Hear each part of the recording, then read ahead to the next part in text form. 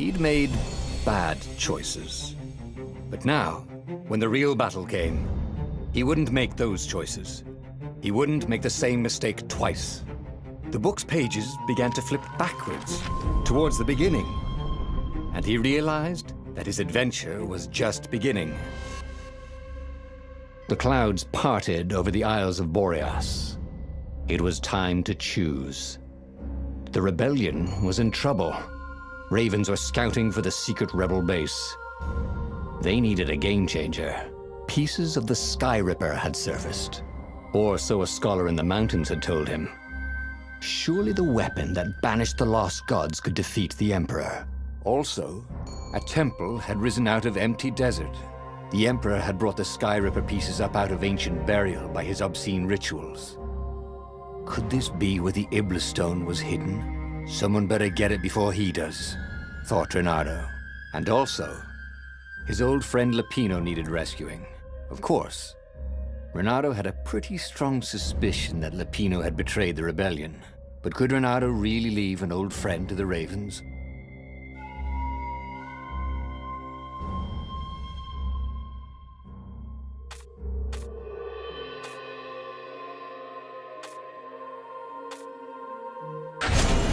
Every child knew about the Sky Ripper.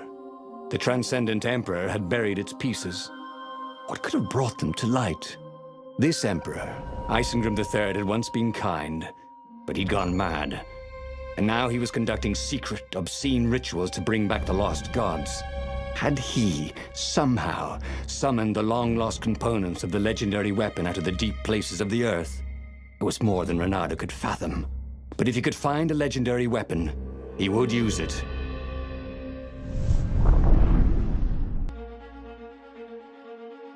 As he set foot on the island, Renato couldn't help feeling a bit curious. Was Lupino still waiting to be rescued? No.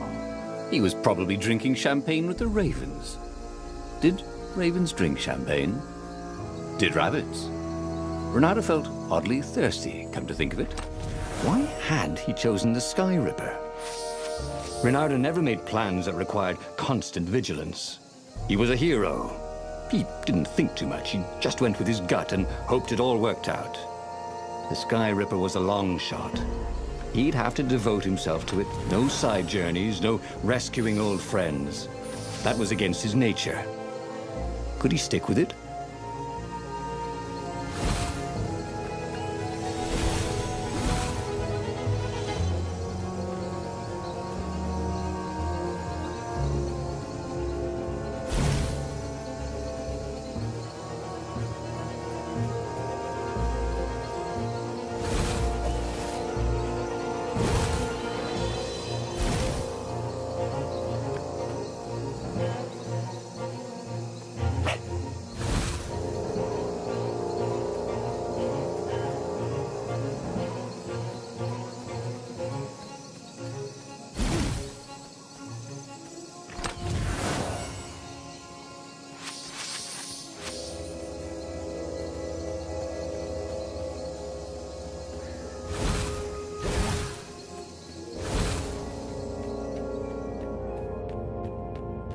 Sorry, mustache, thought Renato.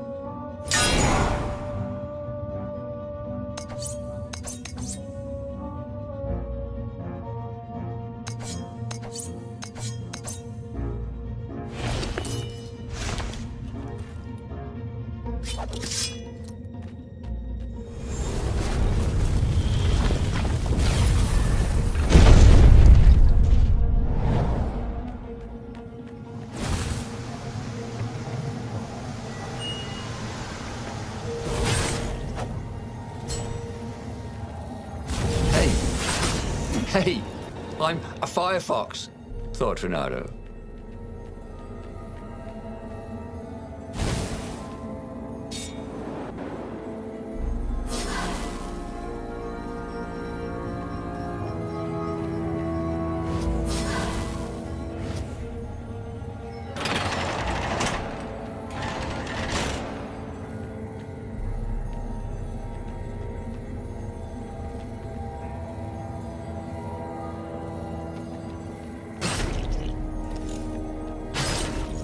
The people who had built this castle, did they even know what monstrous weapon lay hidden within their walls?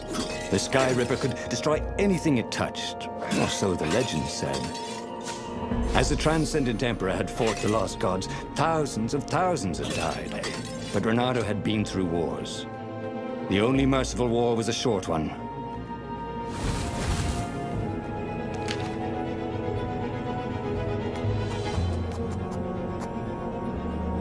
Haven't you always wanted to do that?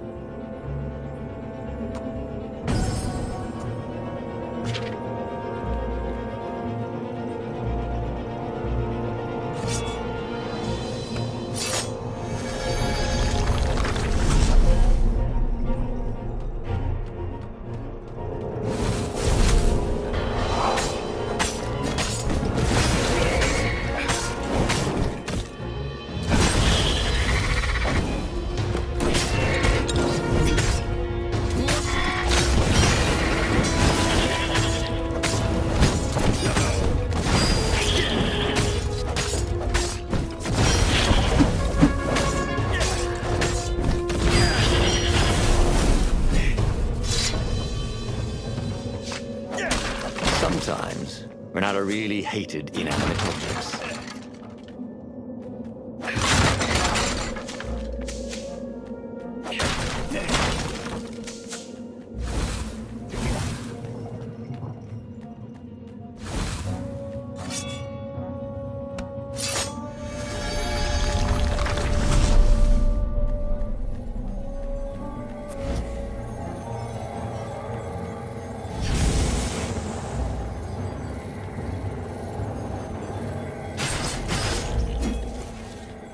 Renato hated gogglers. It freaked him out to cut them.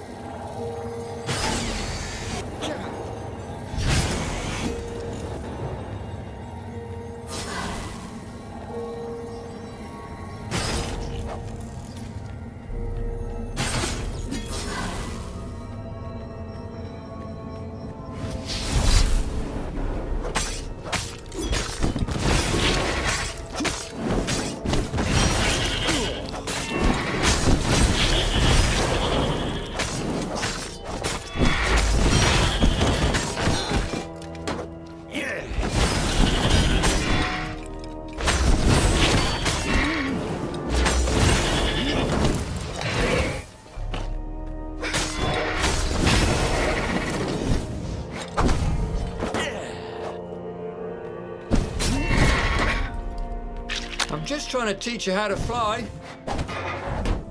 Yeah!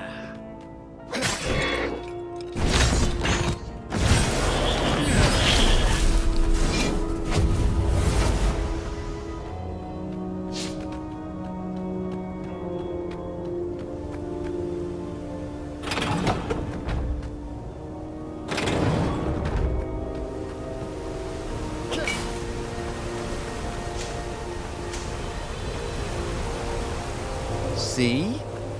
That wasn't so hard.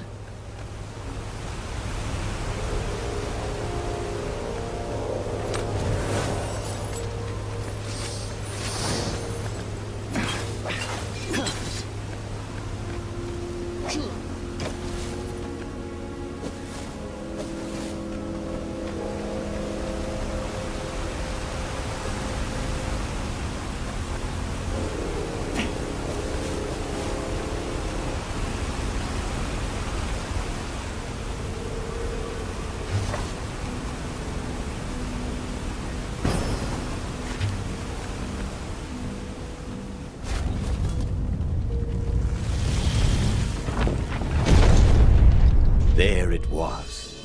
Sky Ripper's armature. The stuff that dreams are made of. Engineers' dreams, anyway. The device was intricate. No one alive had the skill to make a thing like it. How was it part of a weapon at all? He'd have to ask a scientist. But first, he'd get the second piece. Sky Ripper had a heart. A core that had come to rest on the next island. Well, there was another island he could reach. Zenobia had just invaded it with her father's Raven battalions. She must be encamped there still. But fighting Zenobia now, that made no sense at all. He'd already sacrificed one friend to get this armature, was it? He didn't need to hurry to face her. She would find him.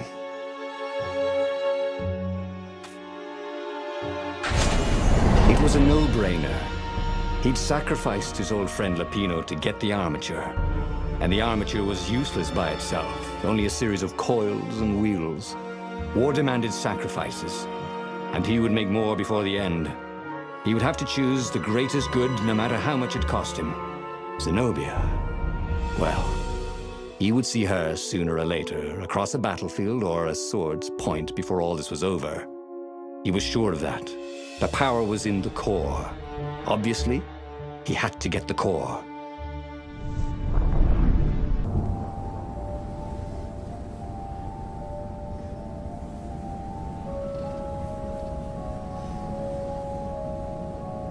Why had the parts of the Sky Ripper only surfaced now, thousands of years after the Transcendent Emperor had dismantled it? The mad Emperor Isengrim had performed terrible, bloodthirsty rituals to invoke the lost gods. Was that why these ancient artifacts were rising out of the ground? How perfect, then, that the Sky Ripper would reappear to be his destruction.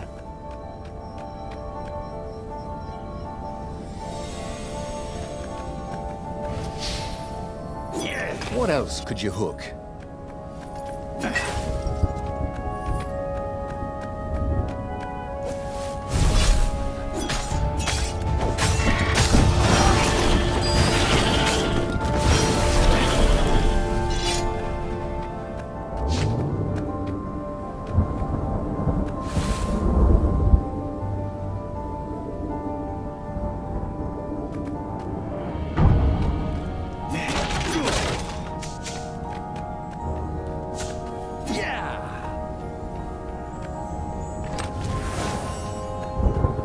Bernard had a lot of crafting materials. Now all he needed was a crafting bench.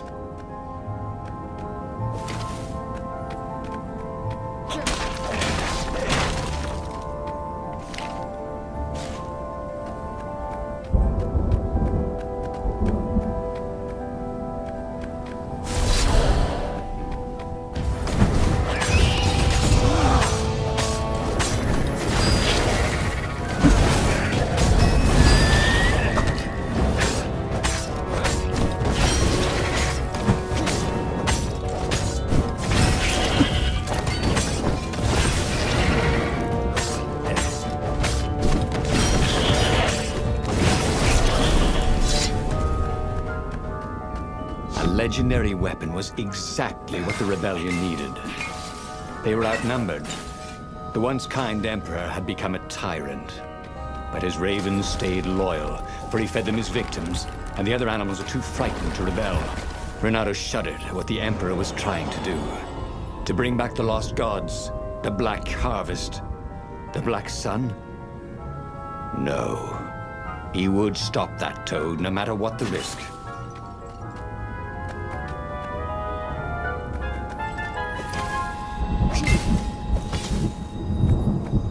Had been the terror of the sandcastles when he was 2.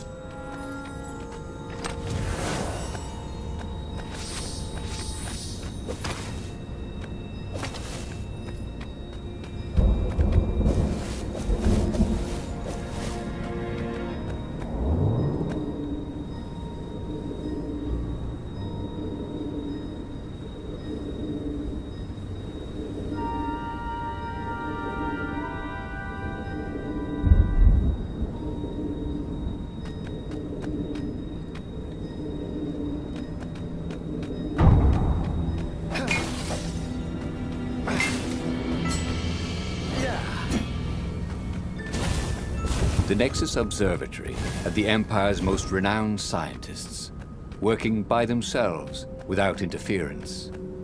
At least, so far.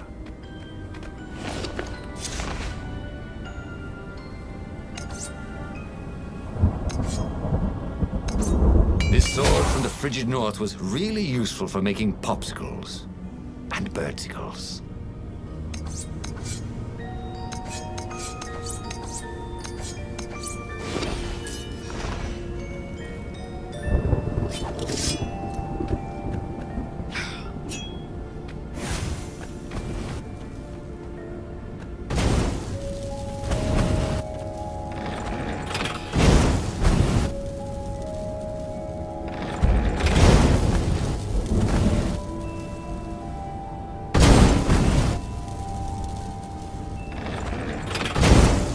Energy spheres. Easy to dodge, but boy do they sting if you didn't pay attention.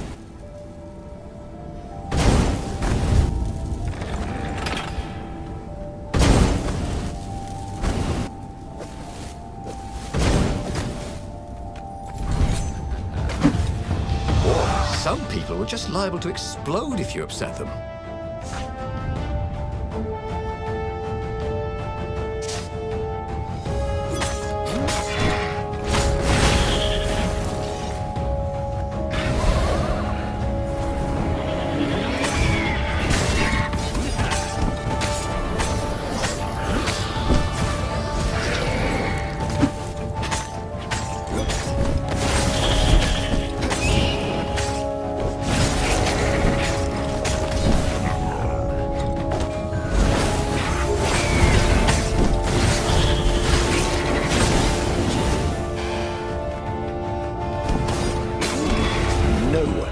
Renato and hot potato.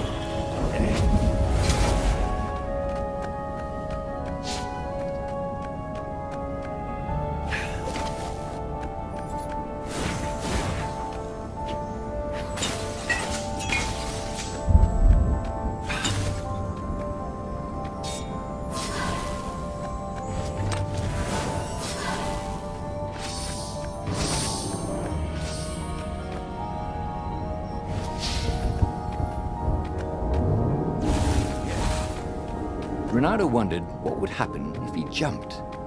Would he be rescued by an emergency platform?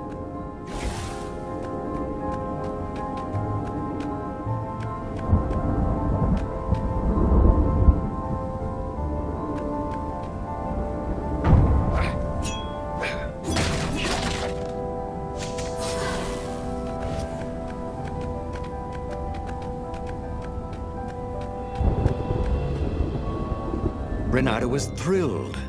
The scientists seemed to think he'd put the Skyripper together right. But one toad was worried. Yeah, Skyripper could tear a hole in existence itself. There are invisible strings that tie the universe together. If Skyripper cut one, the hole would widen and widen till our whole existence fell into it. Another toad sighed. Irving still believes in string theory. At least go see Calaveras. Yeah, said the worried toad. He knows more than anyone else has forgotten about the Transcendent Emperor. If anyone could tell him how to use this weapon safely, it would be Calaveras. It was he who had told Renato how to find it in the first place. But maybe he had to give up on using it as a weapon. Maybe he had to go to the secret rebel base and ask the generals there what he could do with a weapon that he dared not use. Well, he should have known he'd have to consult Calaveras again. The scientists at the observatory were smart enough. But what did they know of the Transcendent Emperor? He hoped it wouldn't delay him too long. The rebels had scheduled the final battle soon. Every day they delayed risked the exposure of the secret base. And some soldiers were already drifting back to their homes and families. Calaveras would fix the Skyripper for him. And then he would win the final battle. Maybe it was the cold. But after a few steps, Renato's optimism started to slump. What if Calaveras couldn't help? Did Renato dare use the Skyripper? Oh, he hated that he had chosen this path. It was so much simpler to rescue friends and attack enemies. Even if some of those friends were more trouble than his enemies, some of those enemies had been friends before and might be lovers after. No, okay, it wasn't all that much simpler. No. Physics made his brain hurt. That, at least, he was sure of.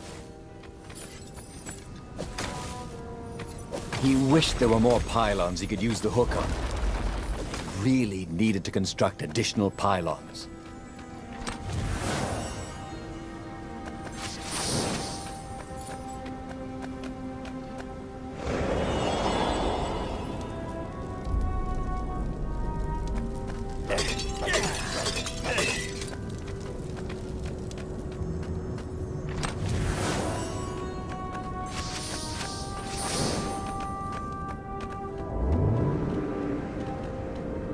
What What did you do if one of these platforms stalled?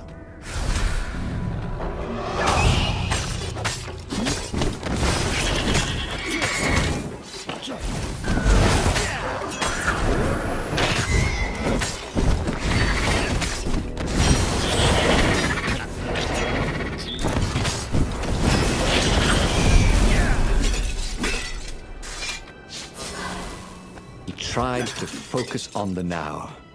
The ravens who seemed everywhere all the time. Where did they hatch from? Were there giant raven hatcheries somewhere, or did they have families? Ooh, he didn't want to think about raven mummies raising their darling raven chicks. Yeah, Calvaris would help. He would make Renato feel better about using the Sky River. Then Renato wouldn't have to worry about ravens ever again.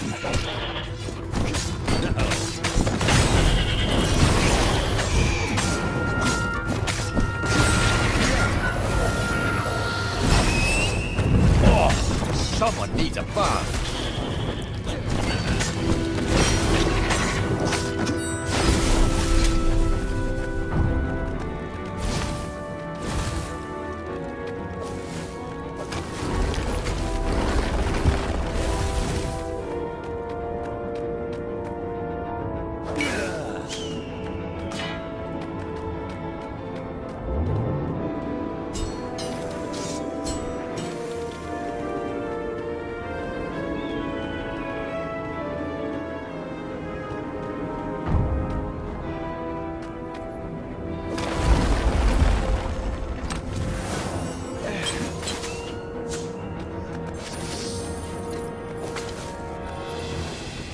The Raven Room, talking to her son.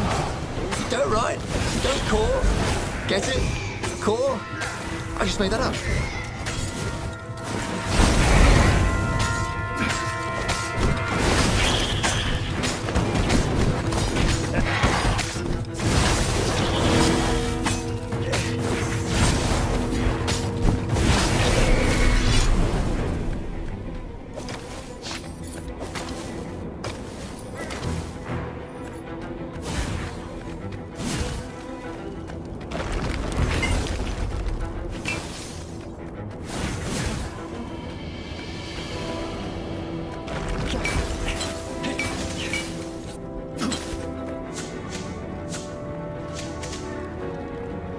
When Renato went to the china shop, for some reason the owner was always nervous.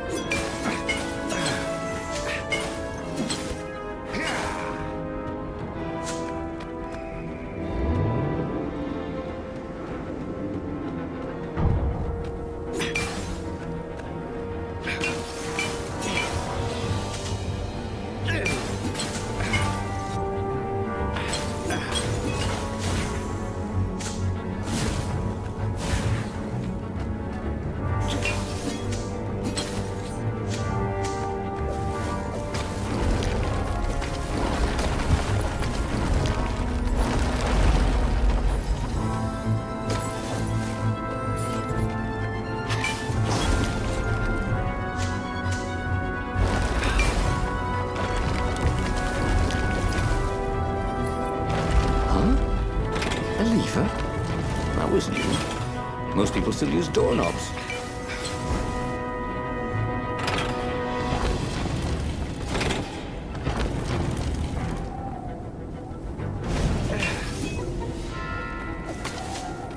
The rebels were counting on Renato.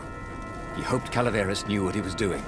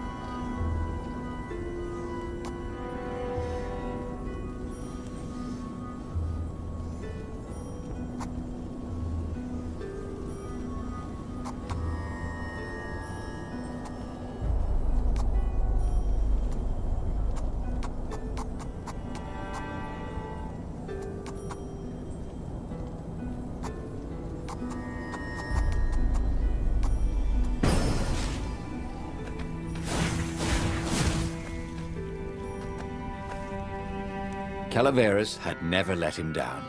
Yeah, of course I can make it work better. But when Renato explained about the strings, Calaveras grew thoughtful. Oh, strings, you say? Well, the Arcana do speak of the ties that bind the world. He drew many intricate symbols in the dirt.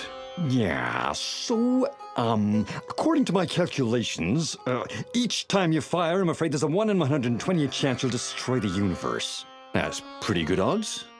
That's like rolling, 21 dice and they all come up 6. What are the odds of that? What? No! It's more like 2.716s in a row. Anyway, with those odds, it won't happen if I use it just once. Yeah, no, that's not right. Each time you use it... Okay, look, just don't use it ever. All right, I guess. As he sailed away from the mountains, Renato could see clouds darkening. Rain? No. Ships. Imperial ships, swarming thick as bees. This was it. The big battle. They could not afford to lose this one. What if it did not go well? What if he had to use the Sky Ripper? Could he gamble the universe? On the other hand, what were the odds of rolling 21 6s in a row?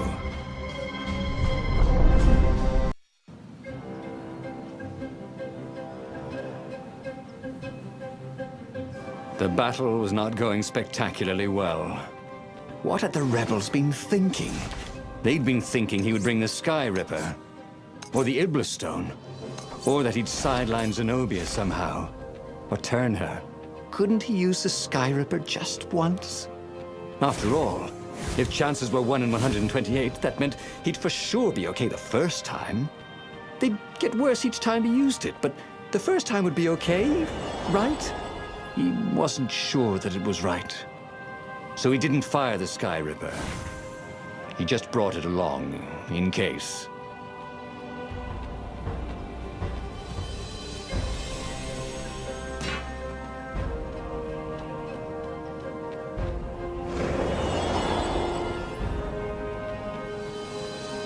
He wasn't that good. Yet.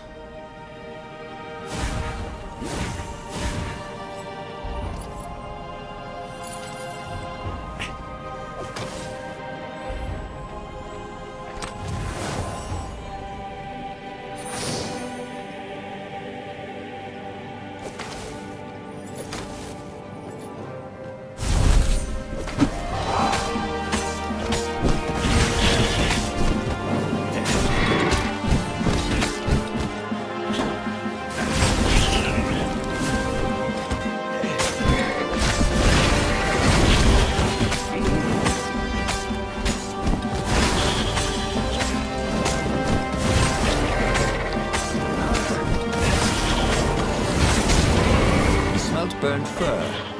His. Hey! Where'd all the ravens go? The live ones, I mean.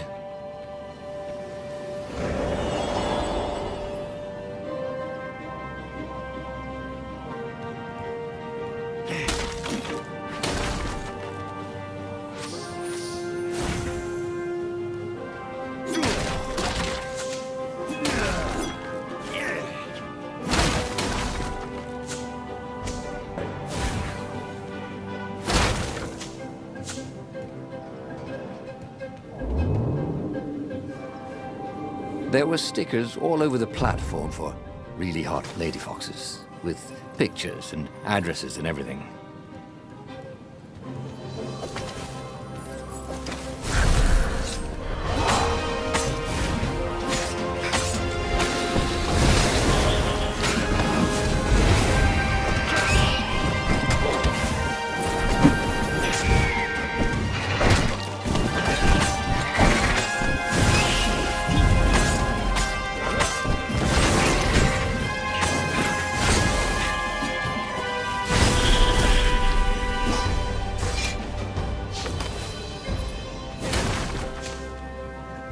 I hoped his mother wasn't watching.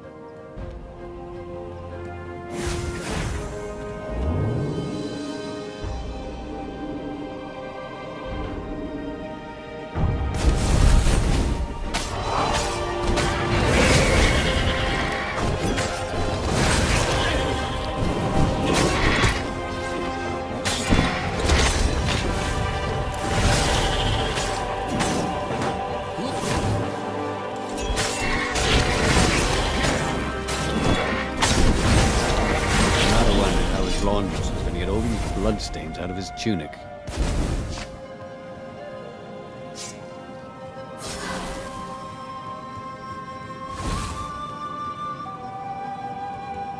Someone had told him the odds didn't change just because you'd had a streak of good luck.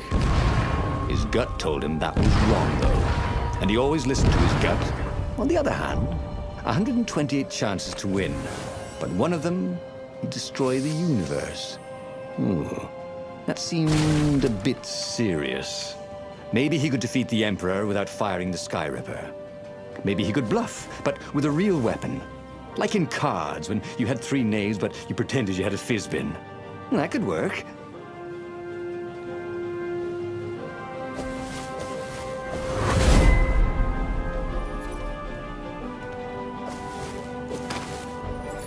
Whee!